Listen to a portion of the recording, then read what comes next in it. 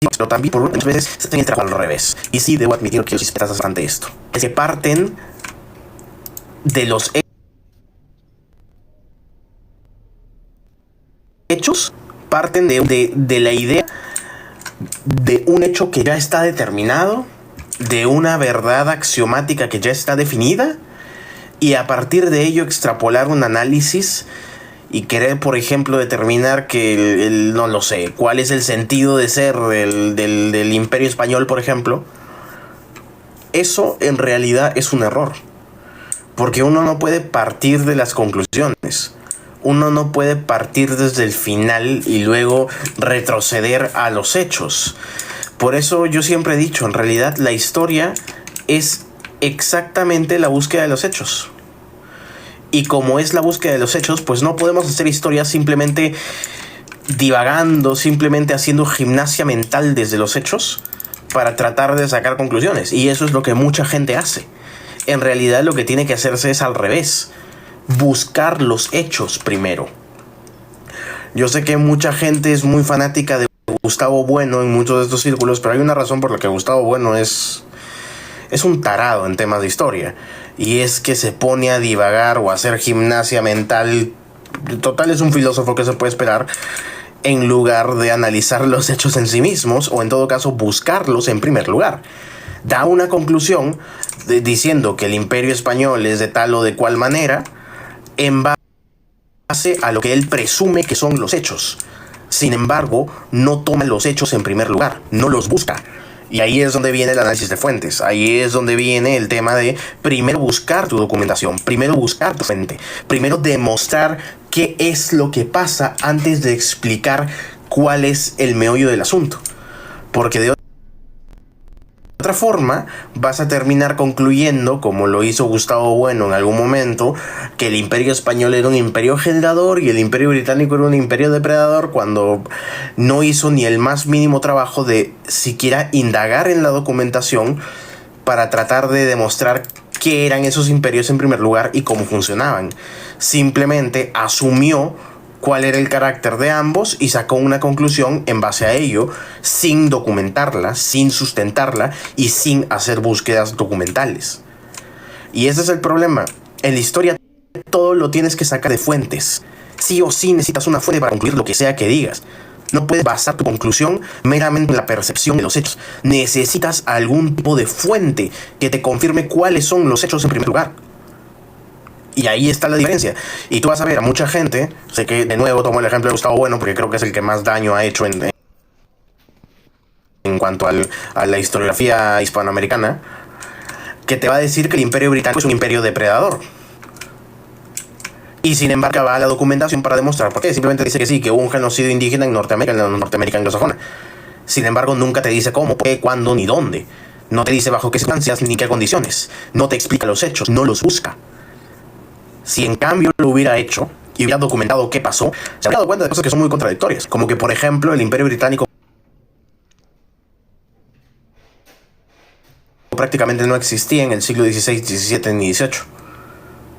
Como que, por ejemplo, las 13 colonias fueron fundadas principalmente por iniciativa privada de los propios colonos y muchas veces en contra de la corona.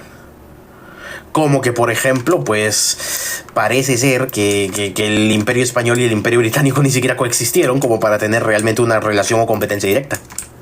O como que, por ejemplo, el genocidio indígena, que claro que lo hubo en Norteamérica, pues no lo realizó realmente la corona inglesa. Fue realizado por nada más y nada menos que los Estados Unidos de América. Sobre todo desde 1830, con la presidencia de Thomas Jefferson. Entonces, buscar los hechos te desmonta casi todo lo que afirma Gustavo Bueno. Cuando te das cuenta que la afirmación que él hace es más bien tomar los hechos, o en todo lo que él percibía que eran los hechos, y comenzar a especular o a honestamente divagar respecto a ellos, sin realmente buscar primero cuáles son los hechos. Y por eso siempre el paso número 1 al momento de tú hacer cualquier tipo de conclusión o investigación histórica es buscar la documentación, buscar los hechos. Una vez que tengas los hechos, una vez que me puedas demostrar y documentar qué es lo que pasó, recién ahí podemos entrar a hablar sobre qué sentido tenía ese hecho, por qué se dio, bajo qué circunstancias, qué lo propició. Pero para eso primero tienes que escudriñar en la documentación, escudriñar en el estado del arte y ver cuáles son los hechos. Si quiero ver el origen de una danza, ¿puedo usar el método histórico? Yo diría que sí. Claro, hay una limitación que creo que también tenemos que reconocer. El método histórico es, por más que no nos guste, y yo sé que hay muchos etnohistoriadores que no les gusta que diga esto, pero el método histórico es esencialmente un método documental.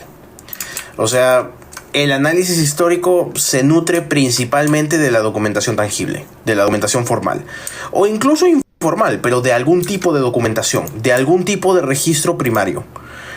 A veces, sobre todo en prácticas culturales, eso está muy difícil, porque a veces no hay un registro documental primario.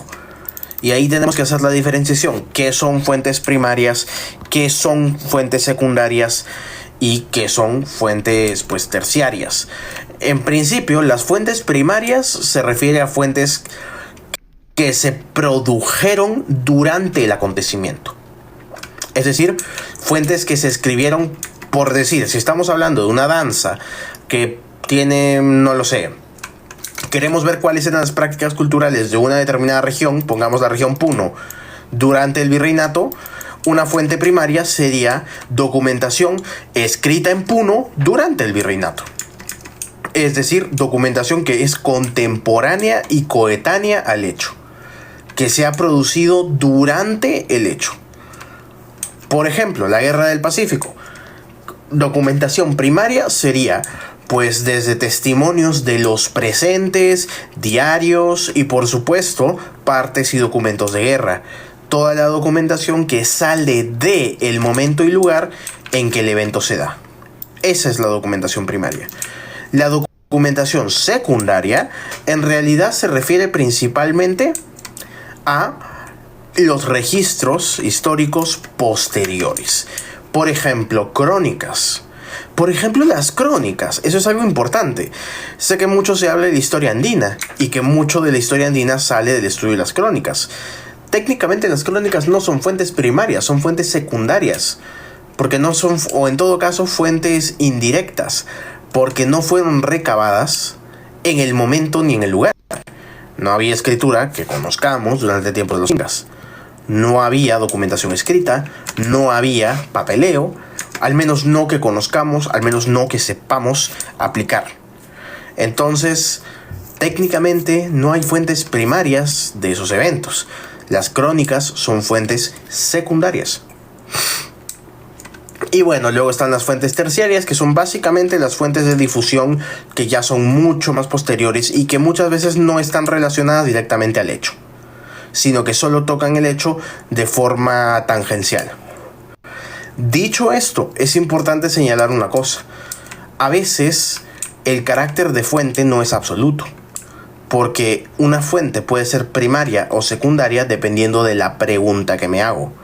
Y ahí está la diferencia entre fuentes directas e indirectas. Ahí está el tema, pues, de qué pregunta quiero hacerle a la fuente. En ese caso, sí, podrías utilizar este método para investigar, por ejemplo, las danzas. Porque, claro, de repente no vas a encontrar una fuente que puedas estudiar, que puedas historiar, que está escrita y producida justo durante el momento de nacimiento de esta danza. Sin embargo, sí puedes utilizarlo para, por ejemplo, ver cómo se bailaba o cómo se entendía o cómo se practicaba esta danza en un determinado momento.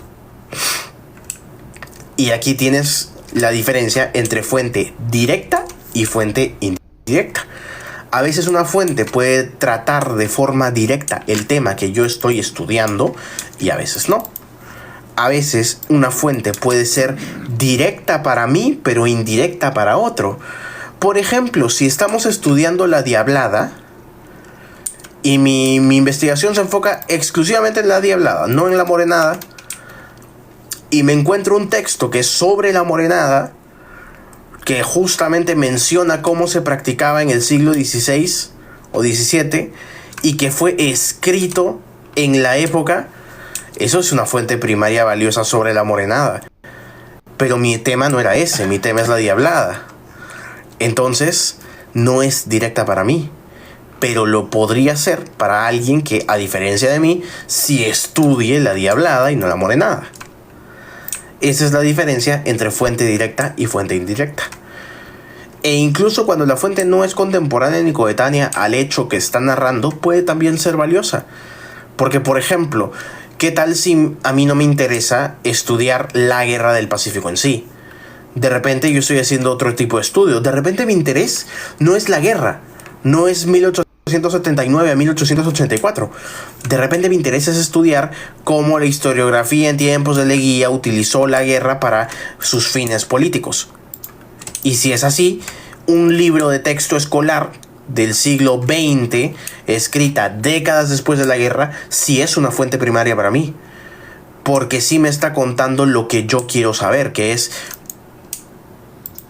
cómo se entendía esa guerra. Cómo la política del tiempo del oncenio utilizó esa guerra. Ahí tienes la diferencia entre la fuente directa y la fuente indirecta. Y por qué una fuente puede ser indirecta para ti y directa para mí o viceversa. Y claro, eso no significa entonces que la fuente, que por no ser de la época, no es precisa. Pero también está el otro tema que creo que es importante señalar, y es cómo saber qué fuente buscar. Porque claro, una cosa es hablar de fuentes directas o indirectas, pero ¿cómo saber qué es lo que tengo que buscar? Pues eso va a depender mucho de tu pregunta. ¿Cómo saber qué fuente va a ser directa y qué fuente va a ser indirecta para mí? Pues eso va a depender mucho de qué es lo que quieras saber. Por norma general, tú siempre vas a tener que remitirte al archivo. O sea, el archivo es básicamente la principal herramienta que todo historiador usa. La documentación archivística, quizá un poco burocrática, por así decirlo, es la que más utilizamos para cualquier tema de investigación. O sea, siempre vamos a remitirnos al archivo, porque en principio los archivos son muy útiles porque son en donde se concentra casi toda la información de todas formas. O sea, es en donde está recopilada, es donde se hace el acopio general de esa información. Y muchas veces, pues, por eso dependemos del archivo, porque no tenemos otra cosa. Si queremos saber dónde está la documentación, lo ideal siempre es referirte primero al archivo. De otra forma, estás buceando en la oscuridad. Y eso no significa que no vayas a encontrar nada. Yo mismo me he topado con documentos literalmente por comprarle libros a viajeros y encontrar un papel que alguien utilizó de separador hace 70 años y que ahora lo tengo acá, y que para sorpresa mía resulta que es sobre las elecciones presidenciales de 1945 y la UR, el partido fascista. Pero lógicamente eso es totalmente fortuito, es una cuestión totalmente de suerte. Si lo que quieres es documentación tangible que puedas utilizar, primero, sí o sí vas a depender de un archivo, porque sí o sí vas a tener que documentarla. Digo, yo puedo decir lo que quiera, yo puedo decir lo que me dé la gana.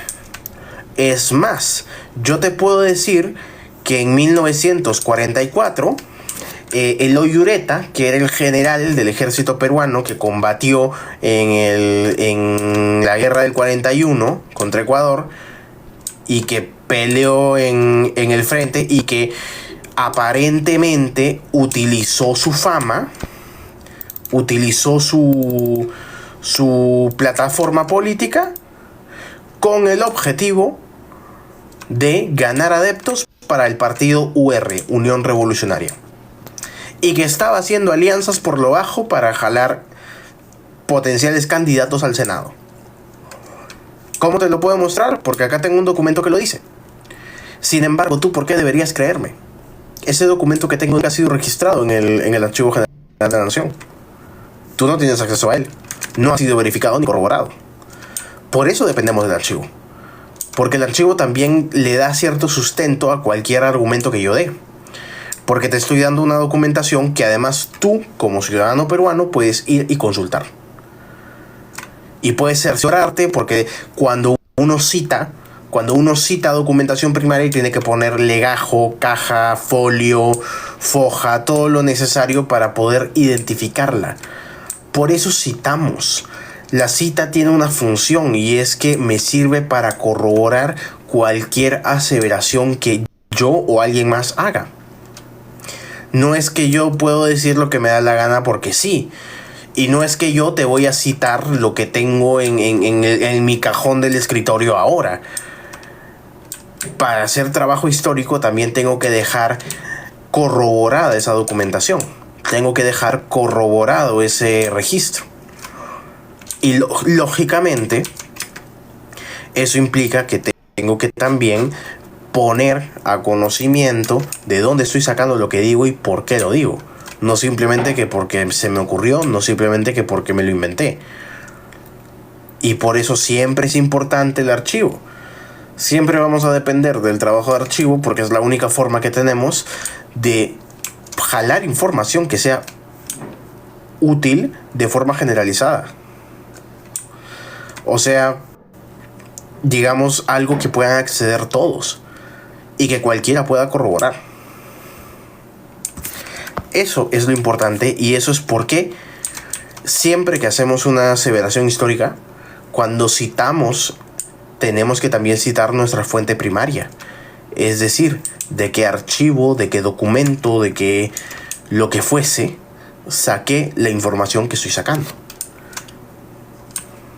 ¿Ok? Y ese es un poco el punto de por qué la documentación de archivo es la principal base de todo. Y es un gran problema porque nos vamos a topar con que muchos de los historiadores clásicos, por así decirlo, tenían la mala costumbre de no citar. Basadre tenía la muy mala costumbre de que nunca citaba nada. Nunca te daba la fuente de nada. Nunca te afirmaba nada. Por el contrario, es más, a veces incluso tú vas a ver sus notas al pie de página y te va a decir tomado del Archivo General de la Nación. Eso es tan útil como decir lo saqué de Google. Porque al final, o sea, ok, lo sacaste del Archivo General de la Nación, pero ¿de dónde? Legajo, caja, foja, folio, nada. Siquiera la fecha. Y pues no. O sea, por eso Basadre es un referente, te puede dar datos interesantes, te sirve como una introducción inicial al hecho, pero Basadre no es pues un buen referente que usar en pleno siglo XXI si quieres hacer investigación histórica. Porque Basadre tenía la mala costumbre de citar poco y de no revelar mucho. Y tú inevitablemente, si quieres hacer una investigación histórica, si quieres confirmar una aseveración histórica, necesitas documentación. Es más, estás obligado a hacerlo y van a ver que si ustedes proponen cualquier trabajo, proponen cualquier artículo para revisión por pares, para publicarlo en una revista, primero, siempre te van a exigir fuentes primarias. Y segundo, siempre te van a exigir citar de dónde estás sacando lo que estás sacando. O sea, no puedes simplemente decir que sí porque sí. E incluso dar la referencia incorrectamente puede ser peligroso. Es más, existe algo llamado autoplagio. Que también es importante, ¿ah? Porque claro, yo he publicado artículos. Yo tengo artículos publicados en la academia. Sin embargo, también sé que esos artículos están a visibilidad del público. Y también sé que yo dije ciertas cosas bien particulares en esos artículos. Y por eso sé que no puedo simplemente volver a decir lo mismo sin referirme al artículo donde lo trabajé. Si por ejemplo quiero decir, oye, hubo un regimiento esclavo en el Perú en 1821... y me pongo a hablar del tema así como así de la nada, y peor aún si lo hago en un artículo publicado, eso sería autoplagio. Porque estaría diciendo cosas que ya dije en un artículo publicado, sin citar dónde lo dije primero, sin citar dónde trabajé la fuente, ni dónde coloqué la documentación cuando lo publiqué. Ahora, ¿el método histórico siempre ha sido el mismo durante décadas o siempre ha cambiado? Siempre ha cambiado. O sea, es algo que genuinamente ha cambiado mucho. Y hay diferencias muy claras entre lo que se hacía hace algunas décadas y lo que se hace ahora. Y por eso es bien curioso pues el tema de Basadre, por ejemplo, que sé que es para algunos el más importante historiador del Perú, y sin embargo tenía la muy mala costumbre de nunca citar prácticamente nada. Entonces, en realidad, el rigor ha aumentado. O sea, el rigor que se exige para poder publicar lo que sea, para poder publicar cualquier tipo de resultado en investigación, sí ha aumentado y mucho. Ha aumentado y mucho. Y bueno, es también algo que hemos ido mejorando con el tiempo. Por ejemplo, hasta hace poco el tema del autoplagio no era muy comentado, no era muy discutido.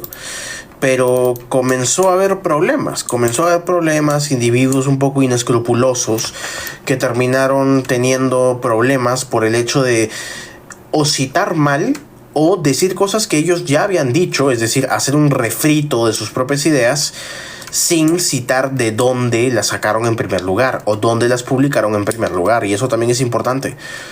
No puedes simplemente decir que esta es tu idea original y ya. Si ya la has publicado, tienes que dar la referencia de dónde. Eso es algo relativamente novedoso, porque se asumía de buena fe que era algo que no iba a pasar. Se asumía de buena fe que la gente pues no iba a olvidarse de referenciar lo que ya había dicho antes. Sin embargo, empezó a verse muchos casos.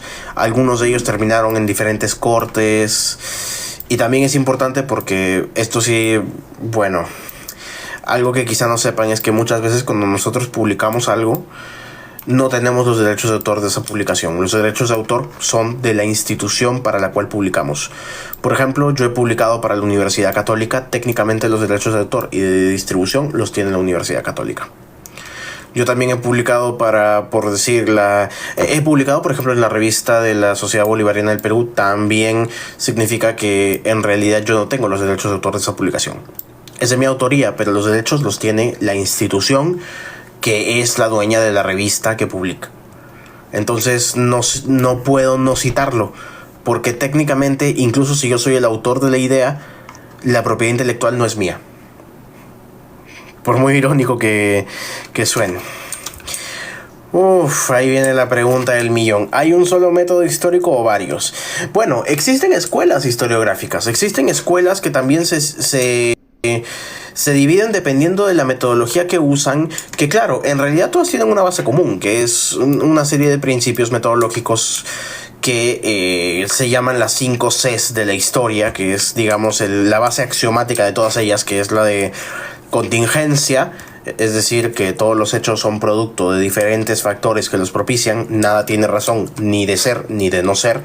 Segundo, complejidad, que todos los hechos son complejos y tienen un montón de aristas y factores que los influyen. Tercero, causalidad, el hecho de que ningún hecho exista en el éter, sino que siempre está conectado con antecedentes y causas. Complejidad, causalidad, contingencia, cambio en el tiempo, que es el hecho de que todos los hechos históricos son productos de cambios constantes en el tiempo.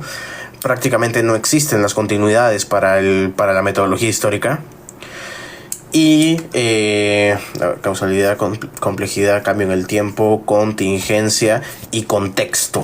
Y es que todos los hechos se producen en un contexto particular. Estos son 5 principios axiomáticos que son la base de toda metodología histórica. La base esencial es esa. La llamamos las 5 C de la historia. Ay, la historia de la locura de Foucault. Creo que con eso podemos empezar con las escuelas que difieren, que son justamente, pues, bueno, en principio las dos más grandes, que son la marxista y la de los anales, que son, digamos, las dos grandes escuelas de la historia y que prácticamente siguen vigentes hasta hoy. Así, Las 5C, que repita. Complejidad, causalidad, contingencia, cambio en el tiempo y contexto. Las 5C de la historia. Y sí, pues. Pero bueno, esa es la base esencial que rige la metodología histórica. Mas sí hay escuelas que difieren en cómo aplicar esas bases. Y las dos grandes aristas de la historia en realidad son la historia marxista y la escuela de los anales. Y en realidad la diferencia entre una y otra es más metodológica y de enfoque que otra cosa. Yo sé que muchos escuchan la palabra escuela marxista y piensan en una cuestión política moderna, pero en realidad no tiene nada que ver. En realidad, cuando estamos hablando de estas escuelas, en realidad nos estamos enfocando no tanto en la cuestión ideológica. En realidad lo que nos importa es las preguntas que hacen. Y en realidad esa es la característica principal de las diferentes escuelas metodológicas de la historia. Y es que varían según el tipo de pregunta que hacen. Porque tú te vas a topar con que hay enfoques que son a lo macro y enfoques que son a lo micro. Mencionaba por ejemplo el caso de, creo que ahora era Yair el que mencionaba el caso de La historia de la locura. Me encanta ese libro, es La historia de la locura de Michel Foucault. Muy bueno, por cierto. Ese, por ejemplo, es un caso típico de la escuela de los anales. Foucault en realidad era un típico historiador de la escuela de los anales. Aunque él mismo se consideraba a sí mismo como un outsider, en realidad Foucault era un típico ejemplo de la escuela de los anales. La escuela de los anales es una escuela historiográfica que nace en Francia a principios del siglo XX por las publicaciones de dos historiadores muy pero muy importantes, Marc Bloch y Lucien Febvre. Marc Bloch era un historiador francés que enfocaba su análisis en sobre todo lo que hoy llamaríamos historia geográfica o historia ambiental. Su idea era entender cómo los ambientes moldeaban las mentalidades de las personas. Y además el tratar de cuestionarse un poco entonces la idea de idiosincrasia. Porque conforme investigaba, Bloch se daba cuenta que los ambientes constantemente cambiaban. El espacio constantemente cambiaba. Entonces ahí llevó a su análisis a concluir, pues, por ejemplo, cómo las diversas mentalidades que surgen durante la Revolución Francesa también son el producto de un ambiente cambiante. Luego vino Lucien Febvre, que complementó ese análisis esgrimiendo una escuela relativamente nueva llamada la historia de las mentalidades o historia cultural y de las mentalidades. De hecho, aunque no lo crean, ese término es bastante controvertido incluso entre los mismos autores de esta escuela. Pero bueno, el enfoque que tiene más bien es estudiar cómo las mentalidades cambian y se transforman con el tiempo. De nuevo, pensando en las 5 Cs, pues considerando lo contingente, lo cambiante y lo contextual. Que nada se mantiene estático y que las continuidades en términos generales no existen. En base a eso es que surge este análisis que se enfoca en ver las diversas mentalidades en un contexto histórico y cómo, dependiendo de los cambios en el contexto, esas mentalidades cambian. Y esto, por ejemplo, es algo muy microhistórico, de hecho. De hecho, esa es otra de las diferenciaciones que muchas veces se hacen entre la escuela marxista y la escuela de los anales. Que la escuela de los anales es muy micro, mientras que la escuela marxista es muy macro. Por eso mismo, la escuela de los anales... existe un medio de publicación donde el autor tenga los derechos de... En la academia no. No hay. En la academia realmente no. La mayoría no. Lo que sí sucede, y de hecho pasa mucho, es más, tengo amigos que han pasado por eso, es que los derechos de distribución, claro, reciben regalías, por supuesto que sí, pero los derechos de autor y de distribución, la propiedad intelectual, pasa a la institución que que planificó la publicación en primer lugar. O sea, la universidad, instituto, laboratorio de investigación o lo que fuese. Es más, en las ciencias naturales pasa hasta con los hospitales. Pero bueno, el derecho de autor de la publicación casi siempre funciona así. Lo que sí pasa que después de cierto tiempo ese derecho de autor puede vencer o en todo caso se establece un contrato donde se da algún tipo de tiempo limitado en el que se puede, digamos, la institución puede seguir reimprimiendo y redistribuyendo, pero recién después el caso es que se liberan los derechos de autor y más bien el autor tiene ya ahora sí la capacidad de publicar por su cuenta de nuevo, sin las limitaciones de la entidad. La editorial tiene los derechos de autor. Depende. En algunos casos las editoriales académicas funcionan básicamente de la misma forma. O sea, la Universidad Católica, por ejemplo, prácticamente es una editorial. De hecho, por eso todas las universidades tienen un fondo editorial. O sea, en realidad sí, los derechos de autor pasan a la editorial, solo que en el caso de la academia la mayoría de editoriales son la institución en sí. Así es. Por eso digo que técnicamente la empresa editorial, bueno, o en todo caso la personería jurídica del editorial también es la del centro de investigación. Eso pasa mucho. Por eso el IFEA publica, por eso el IFEA es técnicamente una editorial, igual que el Fondo de Cultura Económica, igual que el Fondo Editorial de la Universidad Católica, o el Fondo Editorial de la Universidad del Pacífico, o el Fondo Editorial de la Universidad de Lima, o lo que fuese. O sea, en sí son las universidades las que también mantienen los derechos de autor sobre esa publicación, porque técnicamente también son la editorial. Ahora, eso no siempre pasa, sobre todo con las revistas más pequeñas, que a veces tienen que depender de una editorial aparte, pero sí sucede. O sea, sí pasa que eventualmente, pues, si tú publicas, sí le estás rindiendo los derechos de autor a otra institución. Casi siempre es así. Y claro, igual recibes regalías por el trabajo, por supuesto que sí, pero establecidas según lo que el contrato que tengas con la editorial, o más bien con el centro de investigación que publica la investigación en primer lugar, pues te diga. Que a veces van del 5%, el 10%, a veces si tienes suerte puede ser incluso muchísimo más alto, pero depende de varios factores.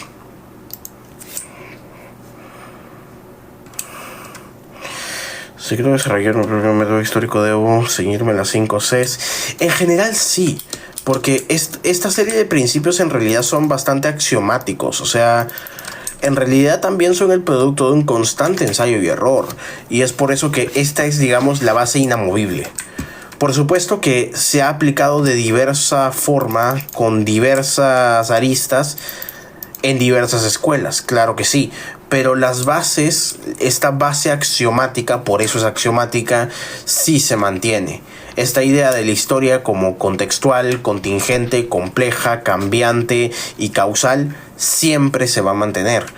Y en realidad esa es más o menos la intención. O sea, la razón por la que se planteó esto es justamente tras bastante ensayo y error. Y porque empezamos a caer en cuenta de que la data que estábamos manejando pues contradecía muchas afirmaciones anteriores. Entonces, debido a eso, es que se replanteó el modelo. O sea, como en cualquier ciencia, los modelos, las teorías cambian según la evidencia y no viceversa. Entonces, por eso es muy complicado, pues, ¿no? Por eso es muy complicado hablar de muchas de las aseveraciones que se hacen en redes sociales o en espacios como TikTok, sobre todo en temas de difusión. Y de hecho es por eso que muchas veces se habla de la distinción entre historia e historia pop. O sea, hay un término, pues, que es el de historia pop, que es quizá un poco, debo admitirlo, tiene un toque un poco despectivo, sí. Pero la idea en general que tienen muchos difusores de historia no siempre se ciñe a los estándares ni al rigor académico necesario. Y muchas veces la historia pop cae en estos problemas. Cuando se hablaba de historia pop o de historia popular, se referían pues a la difusión histórica un poco más general, y que de hecho muchas veces se enfoca o se ciñe más al entretenimiento que otra cosa. Y te vas a topar mucho con eso, te vas a topar mucho con que hay muchos canales históricos cuya principal arista, cuya principal, digamos, meta es la difusión de una forma entretenida. Y se entiende ese afán, se entiende que queramos darle pues algo de